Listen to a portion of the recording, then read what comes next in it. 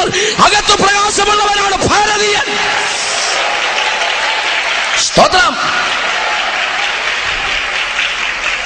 ഇനി ത്രിവർണ്ണ പതാക, മുകളിൽ കുങ്കുമം, അടിയിൽ പച്ച, നടുക്ക് വെള്ള.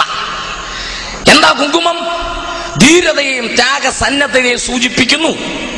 അടിക്കാനും ഇടിക്കാനും തല്ലാനും കുത്താനും കഴിവുള്ളവനാണ് മുകളിൽ കാണുന്ന ഈ കുങ്കുമം.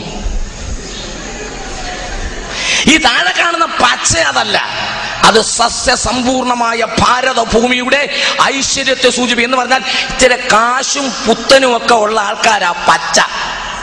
പിടി കിട്ടിയോ? പക്ഷെ നടുക്കത്തെ വെള്ളയുണ്ടല്ലോ, അത് നമ്മളാ. മനസ്സിലായവർക്ക് ആ ദൈവത്തെ സ്തുതിക്കുന്നു. വെള്ള നടുക്ക് വന്നതിനാൽ ദൈവത്തെ വാഴ്ത്തുകയാണ്. ദേശീയ പതാകയുടെ നടുക്ക് വെള്ള കൊണ്ടുവന്ന എന്റെ ദൈവത്തിന് സ്തോത്രം. വെള്ള കൊണ്ടുവന്ന എന്റെ ദൈവത്തിന് സ്തോത്രം. തീർന്നില്ല. ഈ ചക്രം ഉണ്ടല്ലോ, ഈ അധികാരത്തിന്റെ ചിഹ്നം അശോക ചക്രം, അത് വെള്ളയല്ല. അത് പച്ചയ്ക്കും കൊടുത്തില്ല, കുങ്കുമത്തിന് ദൈവം കൊടുത്തില്ല, അത് വെള്ളയ്ക്കാ വന്ന ഗ്ലോറി. ഇനി കേൾക്കണോ?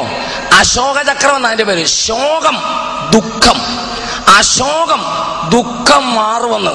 അപ്പോൾ ദുഃഖം മാറണമെങ്കിൽ വെള്ള വരണം. നീ പച്ചയാണേലും വരണം, കുങ്കുമമാണേലും ദുഃഖം മാറണേ വെള്ള വരണം. ഹല്ലേലൂയ. മനസ്സിലായവർക്കായി ദൈവത്തെ സ്തുതിക്കുകയാണ്. അത് മനസ്സിലായവർക്കായി ഞാൻ ദൈവത്തെ വാഴ്ത്തുകയാണ്. ഇന്ന് രാത്രി നീ വെള്ളയിൽ വരണം. അതിന്റെ അർത്ഥം യേശുവിൽ വരണം. യേശുവിൽ വരാതെ നിനക്ക് പ്രകാശം കിട്ടുകയില്ല. Praise the Lord.